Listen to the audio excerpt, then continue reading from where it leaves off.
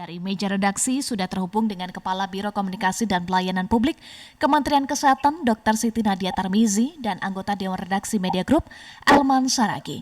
Selamat pagi Dr. Nadia, selamat pagi Bang Elman. Selamat pagi, Mbak Eva. Salam sehat Selamat pagi, ya Mbak Eva. untuk Selamat Bang Elman dan pagi, juga Mas Dr. Eva. Nadia. Ya, salam sehat Mbak juga Eva. sama Ibu Nadia. Baik, ini judulnya meja redaksi, tetapi dua-duanya ada di sambungan telepon, tidak apa-apa ya. Tapi kita membahas isu terkait dengan kesehatan Dr. Nadia dan juga Bang Elman. Saya akan ke Dr. Nadia terlebih dahulu. Dokter, berdasarkan data Kementerian Kesehatan, bagaimana nih tingkat penularan COVID-19 sampai hari ini? Betulkah terjadi penurunan yang signifikan?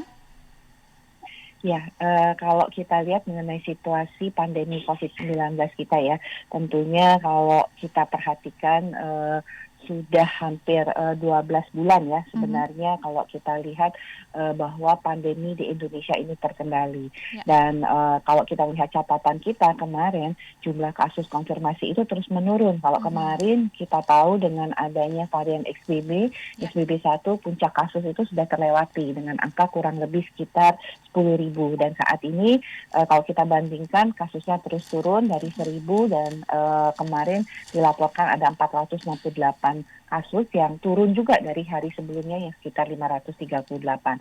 Begitu juga kalau kita lihat tingkat keterisian tempat perawatan itu juga cenderung turun dan kita bisa lihat bahwa tingkat keterisian tempat tidur itu hanya paling tinggi di bawah 5%. Jadi tidak seperti dulu kita menghadapi bahkan hampir mendekati 30% sampai dengan 50% kalau kita masih ingat ya Mbak Eva ya. Jadi dan kasus kematian kalau kita lihat ini masih terus di bawah angka 50. Jadi tidak ada lagi kalau kita juga masih ingat kasus kematian yaitu bisa sampai ribuan pada waktu itu. Jadi artinya dari data-data terkait tentang laju penularan kita bisa melihat bahwa pandemi COVID ini terus-menerus bisa kita kendalikan. Bisa terus dikendalikan karena memang kondisi realnya seperti itu atau 3T-nya yang berkurang, Dr. Nadia, testing, tracing, dan juga treatment-nya? Ya, walaupun kalau kita lihat ya positivity rate kita itu sekitar 2% ya dan kasus tracing kita itu di bawah dari 10.000 penduduk ya, tapi kami juga terus melakukan pemantauan ya. Artinya kalau kita lihat saat ini banyak mungkin orang yang positif tetapi gejalanya lebih ringan bahkan tidak bergejala. Nah, yang tentunya yang menjadi fokus kita pada kondisi saat ini adalah memastikan bahwa kasus-kasus yang berat, kasus-kasus kematian itu tidak ada jumlah yang signifikan ya. Nah, ini surveillance kita bekerja di sana nih Mbak Eva ya untuk memastikan kalaupun ada peningkatan kasus tapi kalau ringan kemudian lebih cepat sembuh, kemudian tidak bergejala, kemudian kita tahu kematian dan fatalitasnya itu tidak tinggi, ini artinya masih dalam kondisi yang terkendali ya, karena memang indikator-indikatornya itu kan kasus konfirmasi 20 per 100.000 penduduk. Artinya memang kita tidak bisa menolkan kasus karena COVID-19 masih bersama kita. Betul. Baik. Bang Elman, kita sudah dengar tadi penjelasan dari Dr. Nadia bahwa kasus COVID-19 di Indonesia semakin terkendali. Pemerintah juga berencana menghapus PPKM. Nah, apakah tepat kalau pemerintah menghapus PPKM saat ini, Bang Elman? Iya, tentu saja kita berbesar hati ya ketika mendengar penjelasan pemerintah, juga penjelasan Ibu Dr. Nadia pagi ini ya. Itu kan melegakan hati kan. Betul. Artinya kita pun tidak ada khawatir. Tetapi yang menjadi pertanyaan saya, mengapa Cina yang pernah juga sangat berhasil, tetapi sekarang tiba-tiba meledak. Nah ini kan artinya menggambarkan betapa tidak mudah kita memperkirakan virus ini kan gitu kan. Jadi mungkin dia ada timbul tenggelam, muncul lagi, tenggelam lagi. Nah, maksud saya pemerintah harus betul-betul hati-hati dalam memutuskan pencabutan PPKM ini. Karena apa? Ini menyangkut nyawa. Tidak ada yang harus kita kejar buru-buru. Udah cabut. mencabutnya gampang. Tapi bagaimana kita bisa mengembalikan nyawa manusia kalau nanti tiba-tiba terjadi seperti di China? Nah itu yang menjadi concern saya. Oleh karena itu saya mohon pada pemerintah tolong dikaji, dipikirkan ulang untuk pencabutan PPKM ini. Begitu, Mbak. Baik, Dokter Nadia, tadi Bang Elman ingatkan ya soal belajar dari Tiongkok dan juga harus ada kajian. Presiden juga sampaikan kajian masih terus dilakukan, harus ada survei juga ya, serosurvei. Kajian seperti apa itu serosurvei, Dokter Nadia? Iya, jadi memang kita tahu situasi yang terjadi di Cina ini kan memang karena ada subvarian baru ya, BF7 ya. Nah ini tentunya kita sedang pelajari ya, karena kemudian seperti yang kita alami ya, seperti adanya XBB1 ya, kemudian ada BN1, itu pun juga merupakan subvarian baru yang juga menyebabkan peningkatan kasus di berbagai negara ya, termasuk seperti Singapura, Jepang, dan lain sebagainya.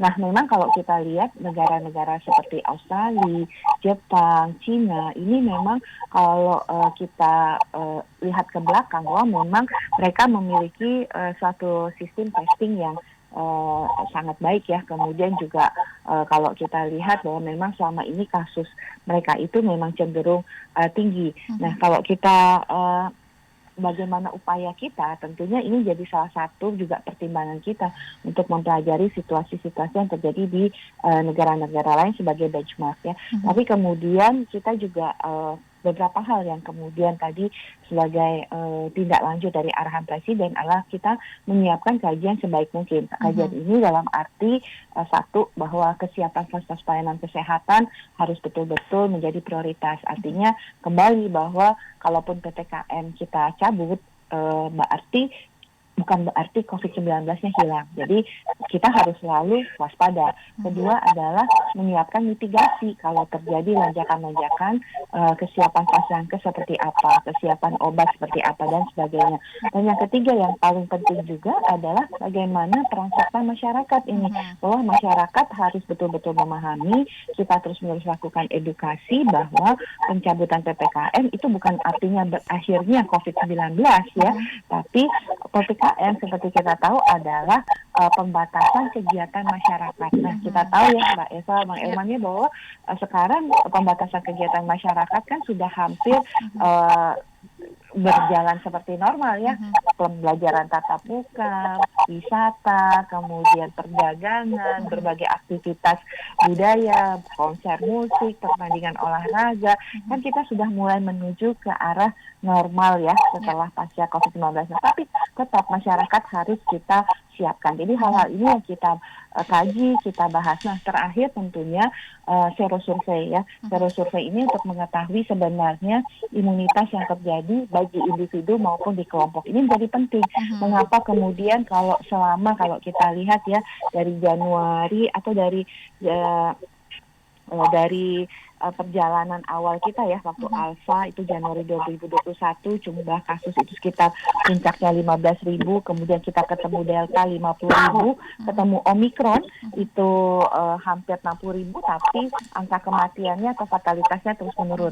Nah, tadi saya sampaikan begitu ketemu XBB atau subvarian baru berikutnya, angka tertinggi kita itu tidak sampai 10.000. Nah, ini diiringi juga dengan hasil serosurvei yang menunjukkan di Desember itu 88% orang memiliki imunitas. Nah, di Juli itu 98% orang memiliki imunitas. Nah, nanti ini tentunya salah satu menjadi tolak ukur juga ya serosurvei ini, dua hal. Satu, untuk menjadi masukan untuk evaluasi PPKM. Yang kedua adalah kalau nanti imunitas kita itu memang turun, kita harus edukasi, kita harus kemudian meningkatkan kembali vaksinasi, terutama vaksinasi booster. Karena dengan kondisi seperti itulah yang memperkuat kita untuk bisa menahan dari varian-varian baru tadi. Baik, nanti kita akan bahas lebih jauh soal serosurvei, tetapi sebelumnya saya ingin bahas soal tadi yang Dokter Nadia sampaikan, peran serta masyarakat. Bang Elman, tadi kita sudah bahas ya di editorial Media Indonesia, salah satu headline-nya adalah soal bagaimana pemahaman masyarakat. Ada PPKM pun masih banyak masyarakat yang tidak patuh protokol kesehatan, apalagi kalau PPKM dicabut. Nah, apa yang harus peran serta masyarakat seperti apa yang harus dikuatkan, Bang Elman? Jadi begini Mbak Eva ya, masyarakat kita ini, kita tidak bisa samakan dengan masyarakat yang di negara-negara yang lebih maju dari kita ya. Sekarang aja, yang masih berlaku PPKM, masyarakat sudah menganggap tidak ada lagi tuh virus. Malah mereka juga jangan-jangan tidak lagi menganggap ada PPKM. Ini kan mereka tahu ada PPKM ini ketika ada pernyataan pemerintah bakal dicabut. Oh masih ada tuh PPKM. Karena itu yang kita lihat ya. Kalau kita sekarang ke mall, ke gedung-gedung pesta, nyaris orang tidak peduli cipika-cipiki, tanpa masker, seenaknya. Nah, saya tidak bisa membayangkan Ibu Dokter Nadia ya, kalau resmi PPKM itu kita cabut, saya nggak bisa bayangkan bagaimana euforianya masyarakat menyambutnya. Dia akan menerjemahkan sudah kembali seperti kehidupan sebelum adanya virus. Nah, saya nggak bisa bayangkan nanti akibatnya gitu loh. Jadi karena itu saya tetap meminta pemerintah harus hati-hati dan tidak mudah kita mengajak masyarakat ini supaya sadar. Misalnya katakanlah 3M itu aja sulit. Sekarang katakanlah di mall-mall nggak pakai peduli lindungi lagi, paling pura-pura dia lirik, nggak diperiksa lagi bahwa kita sudah vaksin, sudah booster, nggak peduli dia. Nah, belum lagi tempat alat cuci tangan di tempat-tempat toko hampir nggak ada lagi. Nah, itulah menurut saya ya Ibu Dokter Nadia, tolonglah masyarakat kita ini belum siap kok untuk hidup seperti dahulu kala gitu.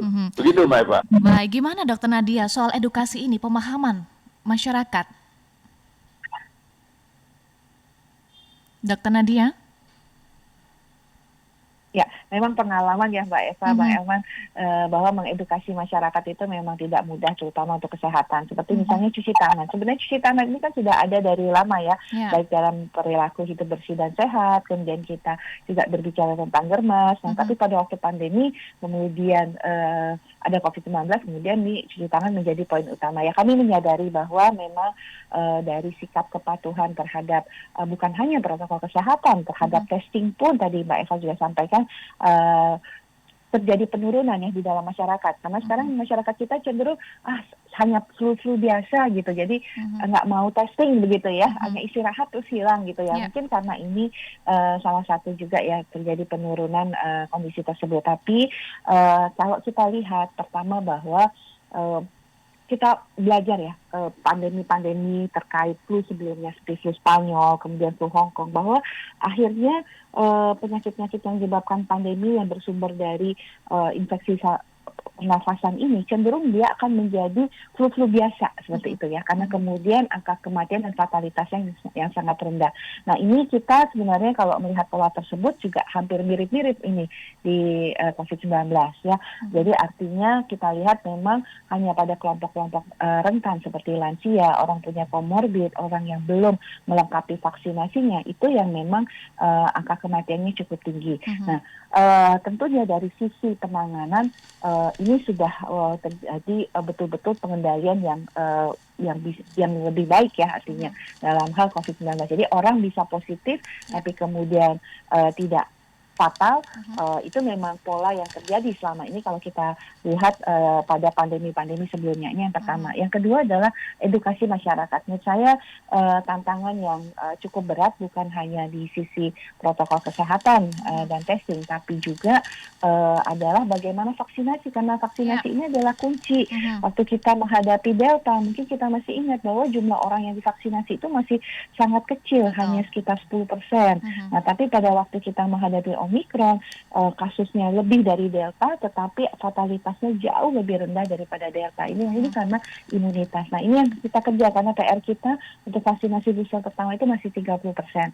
Nah, tadi menjawab, edukasi itu adalah hal yang harus kita lakukan ya, Mbak Eva, bahwa terus-menerus melakukan edukasi, mengingatkan, dan tentunya pasca PPKM ini mungkin ada beberapa yang mungkin harus kita pertimbangkan untuk terus kita pertahankan ya, misalnya penggunaan Peduli Lindungi, ataupun misalnya kalau harus masuk ke sekolah itu mungkin perlu pakai temperatur, atau kebijakan bahwa kalau anak demam jangan dulu masuk ya, seperti itu, atau kalau kita yang batuk pilek itu harus pakai masker. Nah, ini yang juga termasuk sedang kami kaji, termasuk bagaimana edukasinya. Baik, pertama soal edukasi, kemudian yang kedua tadi Dr. Nadia singgung soal vaksinasi. Kalau kita lihat datanya, vaksinasi ketiga baru 68 juta, Dr. Nadia, dari target sasaran vaksinasi 234 juta sekian. Apa kendalanya, Dr. Nadia? Ya, ini pertama tentunya kita tahu bahwa karena satu ada informasi yang mungkin ya sebagian masyarakat mengatakan, wah jadwal vaksinasi dosis kedua atau booster saya sudah lewat, sehingga kemudian wah saya sudah tidak ada jatah lagi untuk kemudian mendapatkan vaksinasi. Nah, ini mungkin yang juga harus kita sampaikan, untuk vaksinasi booster itu kalaupun sudah lebih dari 6 bulan ataupun sudah melebihi dari tiket yang tertera, itu tetap saja untuk bisa mendapatkan vaksinasi booster di fasilitas pelayanan kesehatan. Yang kedua, karena kecenderungan bahwa fatalitas daripada COVID-19 terus menurun ya, kemudian orang positif, kalau kita lihat Mbak Eva, Bang Elman nih, kalau teman di kantor sakit, ya kebetulan positif, udah biasa aja ngomongnya ya, seperti itu ya, sudah bukan satu yang mengerikan COVID-19. Nah, jadi akibatnya juga keengganan untuk kemudian mendapatkan vaksinasi di antara masyarakat itu terjadi. Yang ketiga tentunya hoax ya, yang masih banyak beredar juga bahwa vaksin itu tidak aman, kemudian banyak menimbulkan penyakit yang lain dan sebagainya. Jadi tiga hal ini saya rasa yang terus-menerus menjadi penyebab mengapa cakupan vaksinasi kita terutama untuk booster ini masih sekitar 40% kalau kita lihat 40% ya. Cakupan vaksinasi booster masih 40%, Bang Elman. Salah satunya karena hoax. Masih ada loh Bang Elman yang percaya hoax terkait dengan vaksinasi.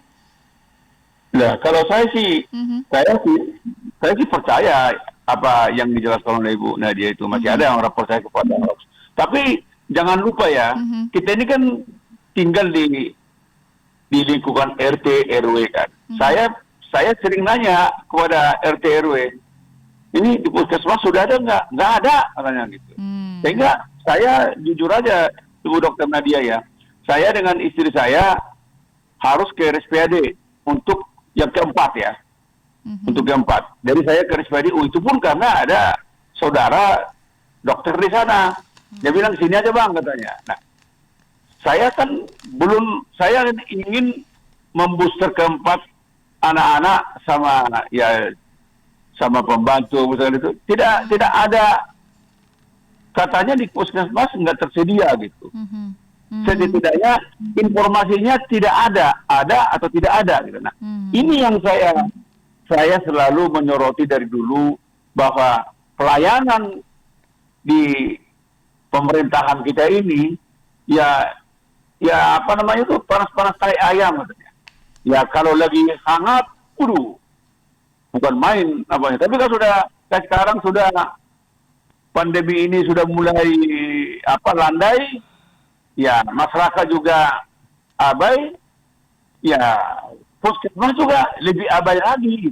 Nah, ini maksud saya, sembari kita sambil melakukan kajian, tetaplah puskesmas untuk menawarkan booster ketiga, keempat kepada masyarakat di lingkungannya. Gitu. Kalau tanpa itu, Bu Nadia, kita tidak punya antibodi yang maksimal.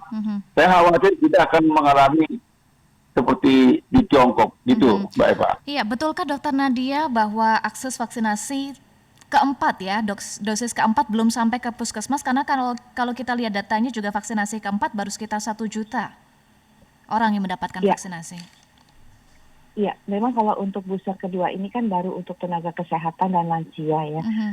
Dan memang jumlah stok vaksin kita kalau dibandingkan sebelumnya ya itu memang jumlahnya turun ya karena memang kemarin kita sudah mulai ya berharap bahwa vaksin ini bisa dipenuhi dari produksi dalam negeri karena setidaknya kan sudah ada 2 vaksin ya dan 2 vaksin ini merupakan vaksin yang platform yang cukup maju ya menggunakan mRNA dan viral vector dan ini bisa kita gunakan. Selain itu juga memang ada beberapa jenis vaksin di luar program yang sudah terdaftar di Badan POM yang bisa juga digunakan. Nah, tentunya kita berharap memang keleluasaan untuk jumlah vaksin saat ini tidak seperti di awal-awal saat kita mengejar ya untuk imunitas itu betul-betul bisa cepat dan kemarin memang saat vaksin dalam jumlah yang banyak ya minat masyarakat juga terhadap vaksinasi itu terjadi penurunan walaupun edukasi sudah terus-menerus kita lakukan yang tadinya laju penyuntikan kita itu bisa 750, 1 juta, sekarang hanya 100.000 ya. Nah memang kalau kita lihat sentra vaksinasi pun juga sudah tidak banyak, terutama memang hanya di puskesmas-puskesmas tertentu. Jadi memang ini tantangannya ya karena artinya pemerintah kami tetap mendistribusi vaksin ya sesuai dengan jumlah yang kita perhitungkan, tetapi memang tidak seleluasa seperti saat sebelumnya. Nah, itu makanya kemudian kami selalu menghimbau masyarakat kalau memang pada saat itu sudah waktunya vaksinasi, pada waktu itu di fasilitas pelayanan kesehatan terdekat tersedia vaksin, lakukan vaksinasi, jangan ditunda-tunda. Karena ternyata banyak juga nih Mbak Eva, karena saat ini mau liburan Natal dan Tahun Baru, kemudian naik kereta harus booster, kemudian belum booster, baru kemudian sadar, oh ya belum booster, seperti itu. Padahal mereka termasuk kriteria yang harusnya sudah mendapatkan booster, yaitu di atas usia 18 tahun. Jadi ini yang kita terus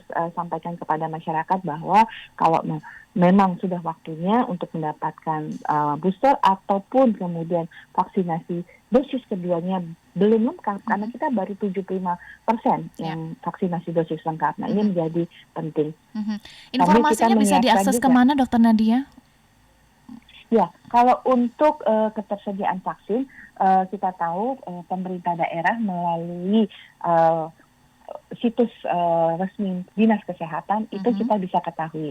Yang kedua adalah hampir di seluruh puskesmas sebenarnya tersedia, walaupun jumlahnya mungkin terbatas karena kita tahu ya untuk vaksin itu kan ada sekitar 8 sampai 10 orang ya satu vial dibuka. Jadi kalau hari itu hanya sudah terdaftar atau 8-10 orang, maka mungkin orang yang akan mendapatkan vaksin harus datang berikutnya. Karena ini untuk efisiensi juga, supaya jangan sampai banyak vaksin yang terbuang, begitu Mbak Eva.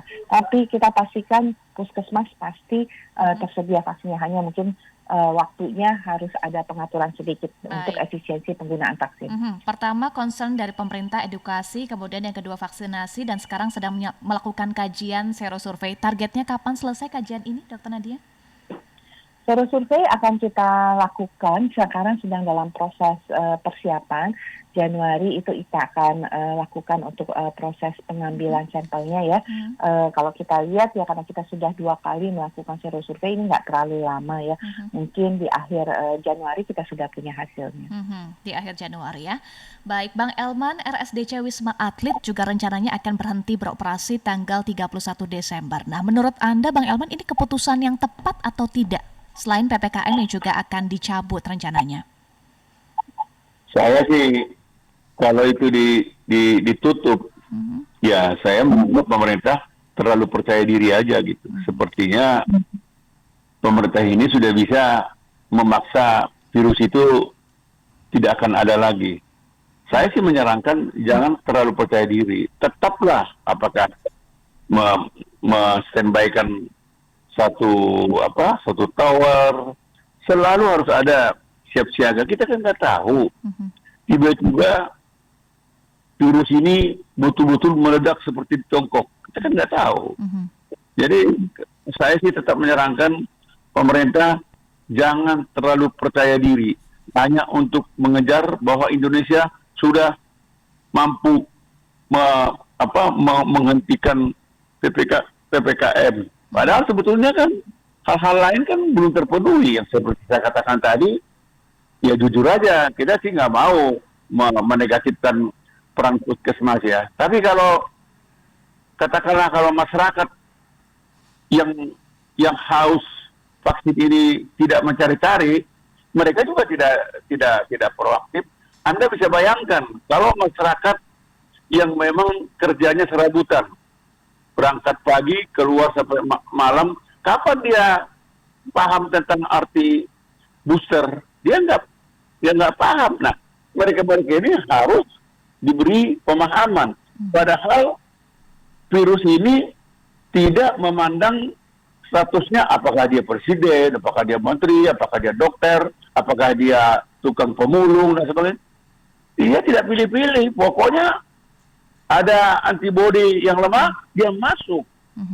Nah, oleh karena itu, sekali lagi, jangan hanya mau mengejar prestasi untuk dipuja-puji, lalu kita mengabaikan hal-hal yang prinsip. Begitu, Pak. Bagaimana Dr. Nadia menjawab ini untuk antisipasi juga jika ada lonjakan kasus? Iya, jadi memang kita lihat ya saat ini posisi Rumah Sakit Wisma Atlet itu kan hanya merawat sekitar 30 sampai 40 pasien ya. Kemudian towernya yang kita beroperasi itu cukup banyak. Nah, di sisi lain kalau kita lihat bor rumah sakit itu kan sekitar 5%, di bawah 5% bahkan ya. Nah, tentunya artinya kalau kita melihat hal seperti ini, rumah sakit atau vaskes itu masih bisa menangani sebenarnya untuk kasus-kasus COVID-19. Karena kita tahu rumah sakit Wisma Atlet ini didirikan dalam kondisi darurat. Nah, kita berharap tentunya untuk efisien, efektivitas, dan kembali kepada kondisi yang ada, tentunya kita bisa melakukan penutupan ya, ataupun mungkin menyisakan satu tower ya kalau untuk antisipasi terutama menjaga pasca Nataru ini, karena kita tahu bahwa setiap ada mobilitas yang tinggi terjadi peningkatan. Nah, peningkatan yang signifikan ini apakah bisa kemudian ditangani dengan fasilitas pelayanan kesehatan yang ada atau seperti apa? Karena kita masih ingat konsep seperti tenda darurat, isolasi terpusat atau rumah sakit Wisma Atlet ini adalah sebagai upaya ya, karena pada waktu itu vaskes tidak bisa kemudian menangani jumlah kasus yang sangat besar saat itu. Nah, sekarang kalau kita lihat bornya hanya 5% dan sudah banyak juga rumah sakit yang tadinya 100% untuk COVID kan sudah mulai melayani untuk penyakit lainnya ya, Mbak Eva, Bang Elman ya, sehingga tentunya ini akan lebih efektif dan efisien kalau kemudian dilakukan di fasilitas pelayanan kesehatan seperti itu. Tapi ada satu tower ya, rencananya masih akan beroperasi untuk langkah antisipasi ya, Dr. Nadia? Ya, ini kan proses transisi. Ingat bahwa yang akan kita lakukan ini adalah pengaturan tentang pembatasan kegiatan masyarakat. Kita masih punya bahwa peraturan tentang penetapan pandemi. Jadi kita ini masih ingat walaupun PPKM dicabut, pandemi masih terjadi. Kedua, pengaturan tentang bencana. Karena pandemi COVID-19 ini dinyatakan sebagai bencana nasional. Jadi masih ada dua aturan yang menjadi dasar bahwa pandemi ini sebenarnya belum berakhir sama sekali. Tetapi pembatasan kegiatan masyarakat seperti kita ketahui ini juga merupakan tahapan ya untuk kemudian menuju endemi tadi. Kita tahu bahwa sudah bisa kita angkat nih beberapa aturan-aturan terutama yang tadi terkait pembatasan kegiatan masyarakat. Baik, transisi dari pandemi ke endemi ini masih membutuhkan kajian ya, Dr. Nadia, termasuk juga serosurvei masih akan dilakukan dan hasilnya menunggu sampai Januari 2023. Dari kasus COVID-19 kita beralih ke isu lainnya selama perjalanan tahun 2022 yang juga menyita perhatian publik adalah obat sirup anak yang tercemar EG dan juga DEG, Bang Elman dan juga Dr. Nadia. Saya ke Dr. Nadia, perkembangan kasusnya bagaimana, Dr. Nadia? Karena saat ini sepi-sepi aja nih perkembangan kasusnya. Apakah masyarakat masih harus waspada terhadap obat sirup anak yang saat ini masih dijual bebas tanpa resep dokter, Dr. Nadia? Ya, jadi kalau kita lihat perkembangan daripada gagal ginjal akut ya, kita lihat ini bahwa sudah sejak awal Desember itu sudah tidak ada lagi tuh kasusnya ya kalau kita lihat ya. Dan kalau kita lihat kasus terakhir itu adalah di tanggal yang tercatat di kita itu pada tanggal 2 Desember itu ada satu kasus baru, ya itu satu-satunya. Sebenarnya sejak tanggal 31 Oktober itu sudah tidak ada kasus sama sekali, tapi kemudian kita mendapatkan laporan di 2 Desember itu ada satu kasus ya, yang tadinya kita menerima laporan itu sampai dengan 20 sampai 30 kasus per hari.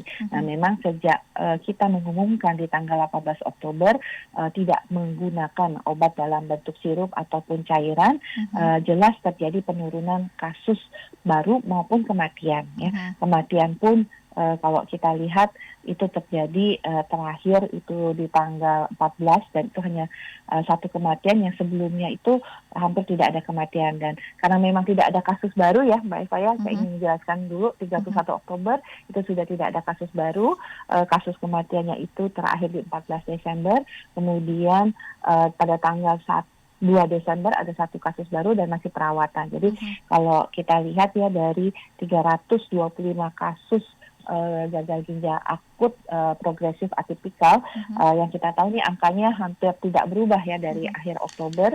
Itu yang masih dirawat itu ada 7 orang ya, dan yang meninggal ada 203 dan yang sembuh 115.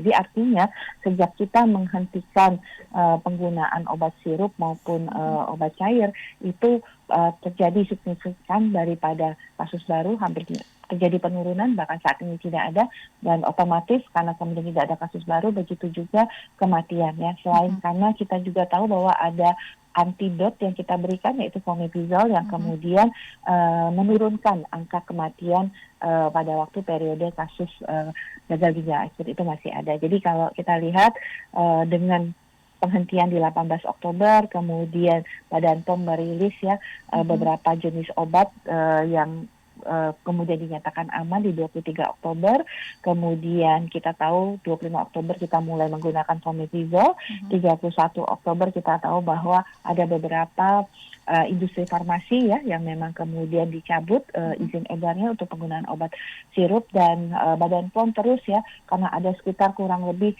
2.500 sampai 3.000 sediaan dalam bentuk sirup ataupun cair yang terus dilakukan uji atau pemeriksaannya oleh Badan POM, dan secara rutin Badan POM juga merilis ya obat-obat yang tadinya tidak boleh digunakan saat ini berdasarkan hasil uji klinik itu sudah bisa digunakan kembali. Jadi tentunya masyarakat bisa merujuk bahwa obat-obat yang digunakan ini adalah obat-obat yang tentunya sesuai dengan apa yang sudah dilakukan uji klinis oleh Badan POM. Baik, Bang Elman, tadi kita sudah dengar Dr. Nadia sampaikan bahwa tidak ada kasus baru, tapi ada satu kasus ya 2 Desember, lalu berbagai langkah dilakukan, ada industri farmasi yang dilarang untuk beroperasi. Apakah langkah-langkah ini cukup Bang Elman untuk menjawab rasa keadilan publik bahwa ada anak-anak mereka yang terdampak ini bahkan terkena gagal ginjal akut, Bang Elman? Iya, saya pikir kan nyawa yang sudah hilang dan ginjal yang sudah terlanjur rusak sampai kapanpun tidak akan bisa tergantikan kan itu kan. Sampai kapanpun tidak bisa tergantikan. Dan saya melihat cara-cara penanganan terhadap pengusaha atau siapapun yang terlibat di dalam kasus-kasus gagal ginjal akut anak-anak ini sepertinya kan ya sudah didiamkan. Kita nggak tahu bagaimana akhirnya gitu kan. Dan tadi Bu Dokter bilang ya kayaknya sih nggak ada lagi. Ya saya juga nggak terlalu percaya karena kita ini kalau tidak ada memviralkan seolah-olah tidak ada. Tapi begitu ada nanti memviralkan baru mereka semua mabuk kan gitu kan. Jadi ya saya pengalaman lah, saya udah jadi wartawan 40 tahun lebih, saya tahu bagaimana mengikuti pasang surutnya apa itu sikap-sikap pemerintah gitu kan. Coba enteng aja kok, ya udah mati aja. Nah terus sekarang Ibu Nadia tahu nggak bagaimana kesulitan ibu rumah tangga yang punya bayi memberikan obat yang tadinya obat sirup sekarang harus buyur, dan memberikannya kepada saya kan punya cucu. Setengah mati kita. Akhirnya kadang-kadang dia nggak mau makan obat sehingga panasnya pun nggak turun-turun.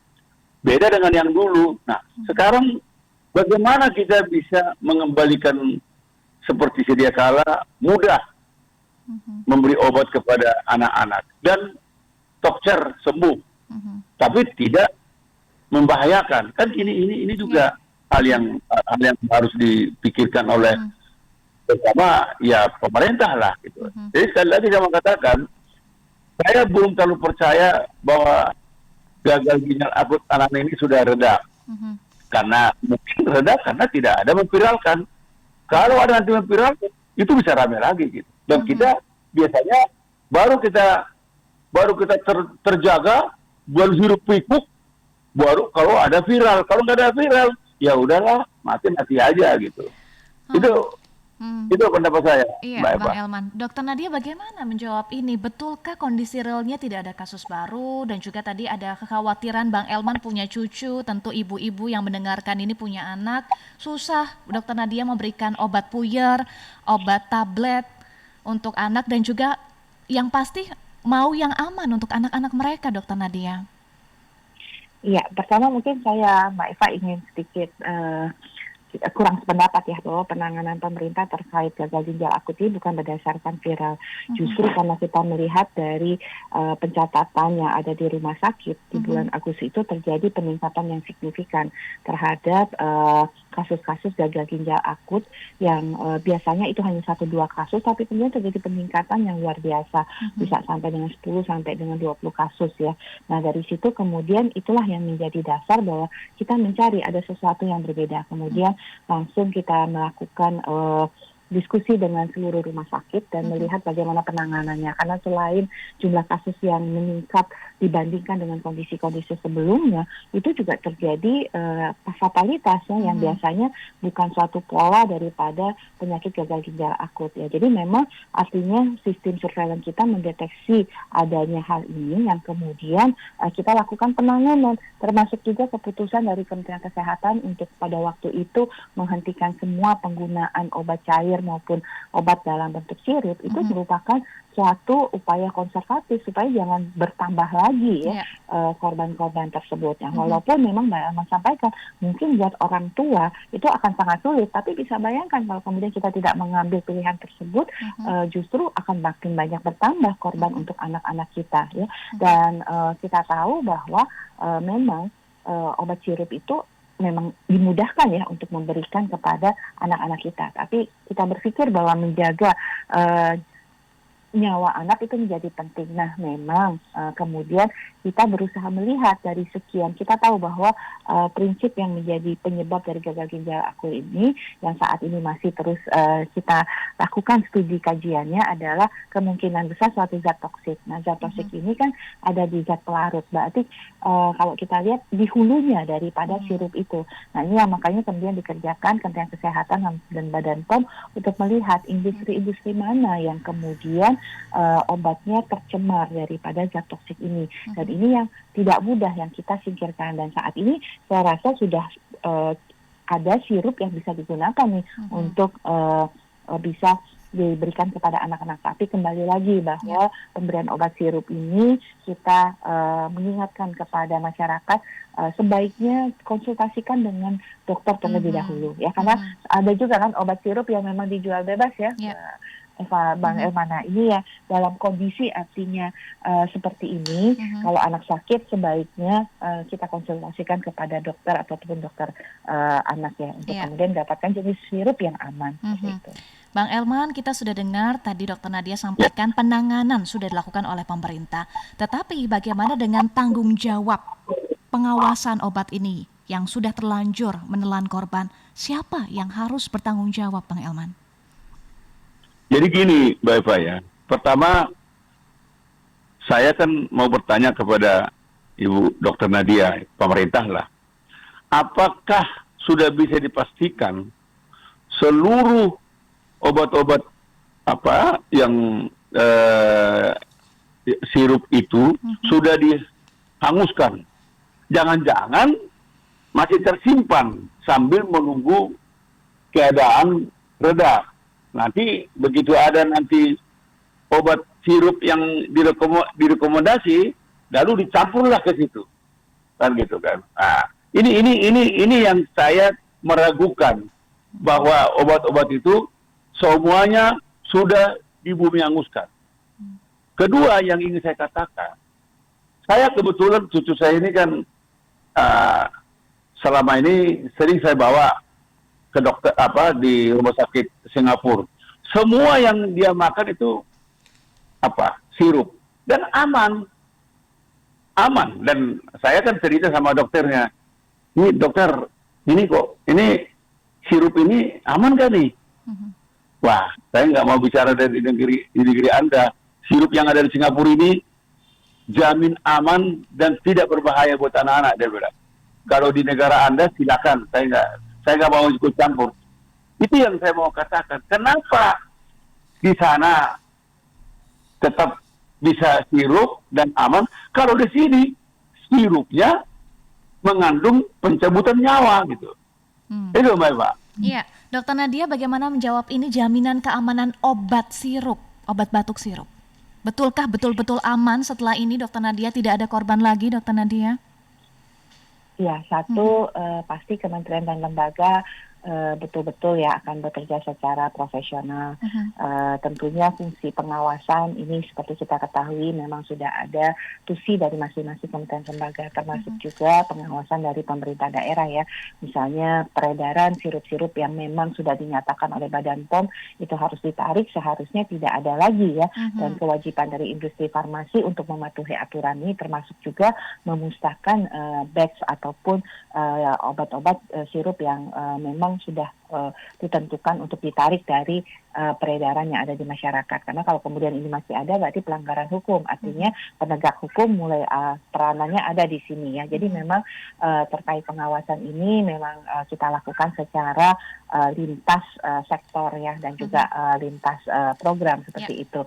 Nah, kami Kementerian Kesehatan tentunya memantau bagaimana memberikan pelayanan yang terbaik terutama untuk jangan sampai ada kasus baru dan jangan sampai ada kematian. Nah, fungsi inilah yang kita jalankan. Nah, kemudian kita bekerja sama untuk kemudian mencari penyebabnya seperti itu. Baik, jangan sampai ada kasus baru, tentu pengawasan harus terus dikuatkan ya Dokter Nadia dan juga Bang Elman. Satu lagi yang akan kita bahas, kasus polio, Bang Elman dan juga Dokter Nadia, yang bermula di Aceh berdasarkan laporan Kementerian Kesehatan. Itu sebabnya kenapa ya dokter dan bagaimana perkembangannya saat ini?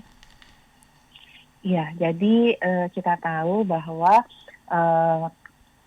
di Aceh itu dilaporkan adanya satu kasus polio ya, dan sesuai dengan aturan WHO satu kasus polio pada daerah-daerah yang sudah dinyatakan eradikasi polio itu harus dinyatakan sebagai kejadian luar biasa.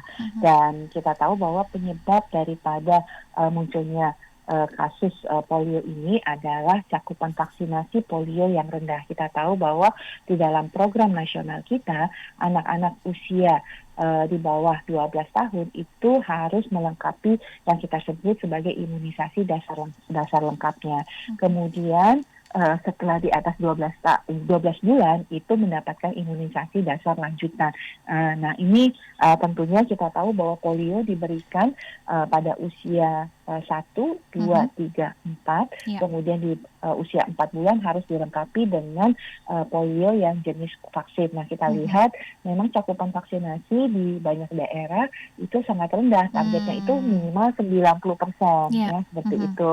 Untuk kembali lagi bahwa vaksinasi ini kan digunakan untuk mencegah penyakit-penyakit yang dapat disebabkan ataupun penyakit-penyakit yang dapat dicegah dengan imunisasi ya.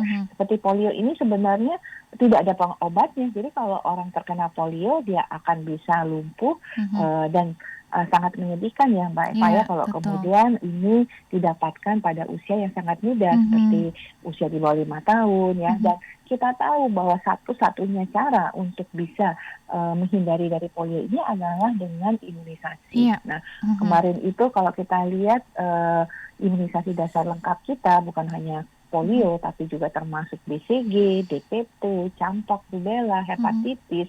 Di masa awal-awal pandemi itu kita bisa lihat memang terjadi penurunan yang sangat signifikan, hampir sekitar hanya 30% atau 40% dari anak-anak kita yang mendapatkan imunisasi dasar lengkap. Nah, Itu sebabnya kenapa, Dokter Nadia?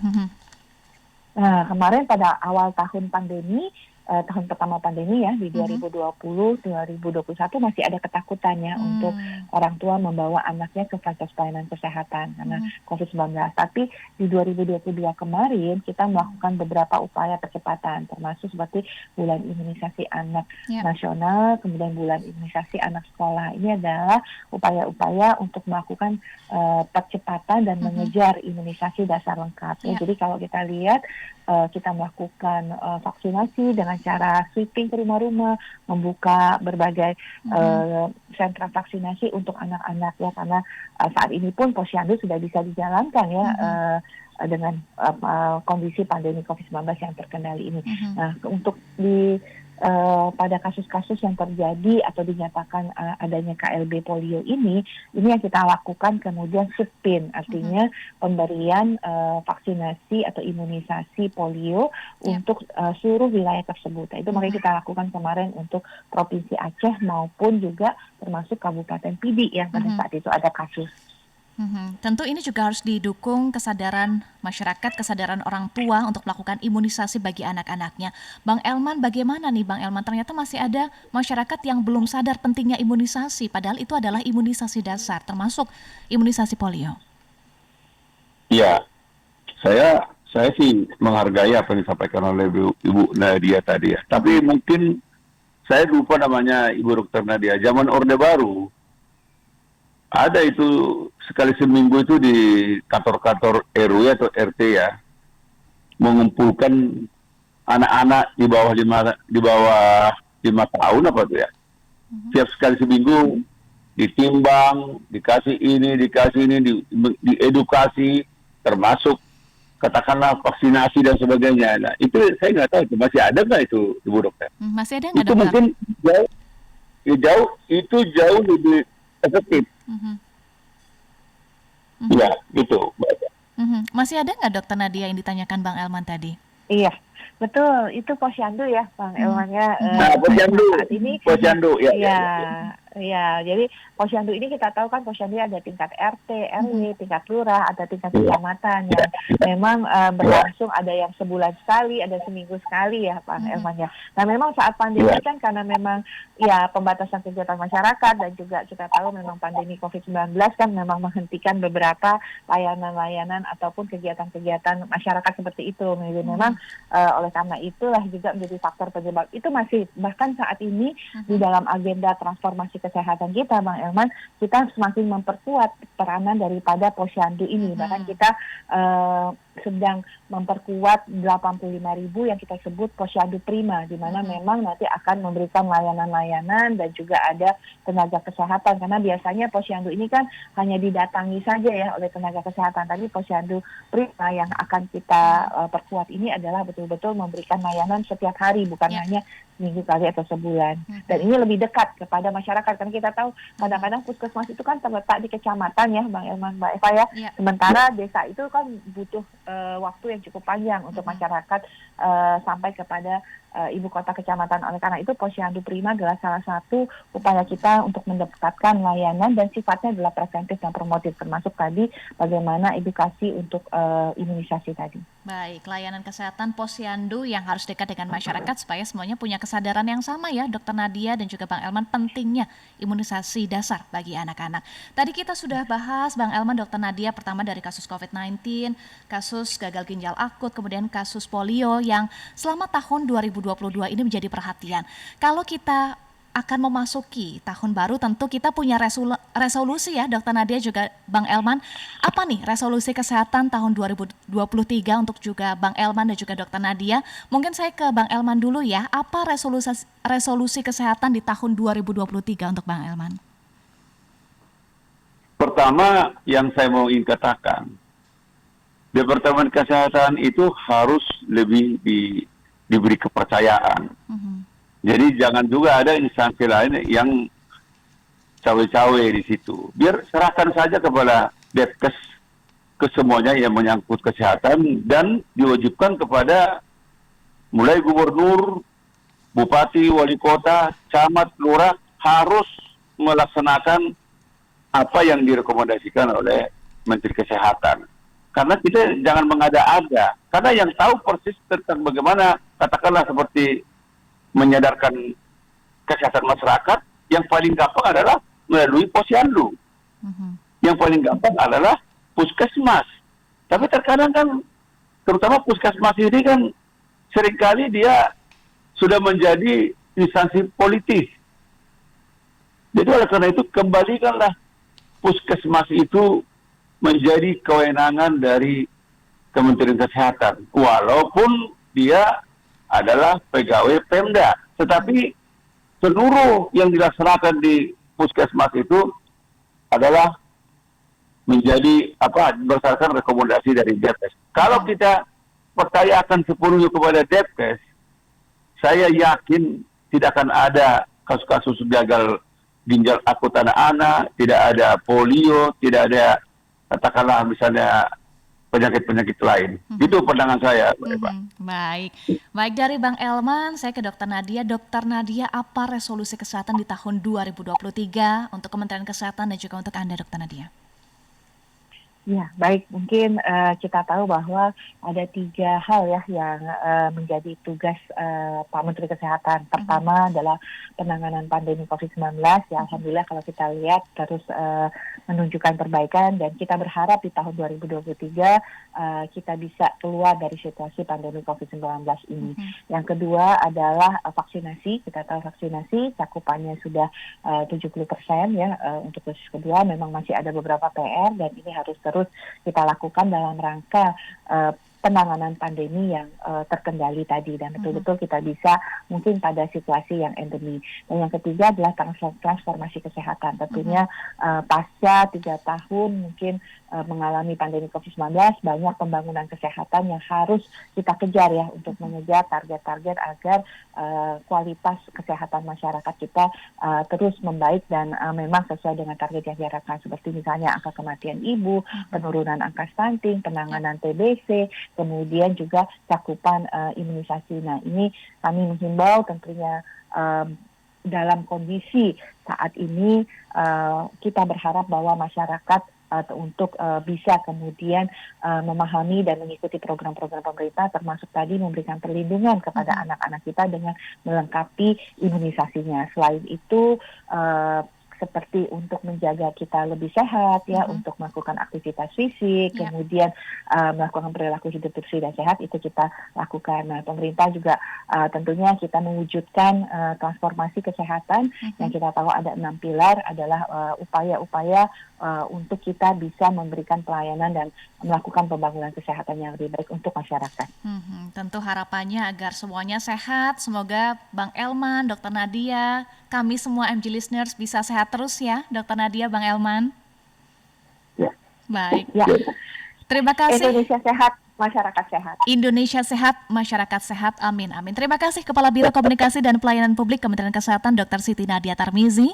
Dan terima kasih juga anggota Dewan Redaksi Media Group Elman Saragih atas waktunya bersama kami di Morning Traffic. Salam sehat selalu ya Bang Elman, Ketua Dewan Redaksi Media Group. Dr. Nadia. Terima kasih Bang Elman, terima kasih Dr. Nadia, salam sehat selalu. Terima kasih sudah bergabung bersama kami.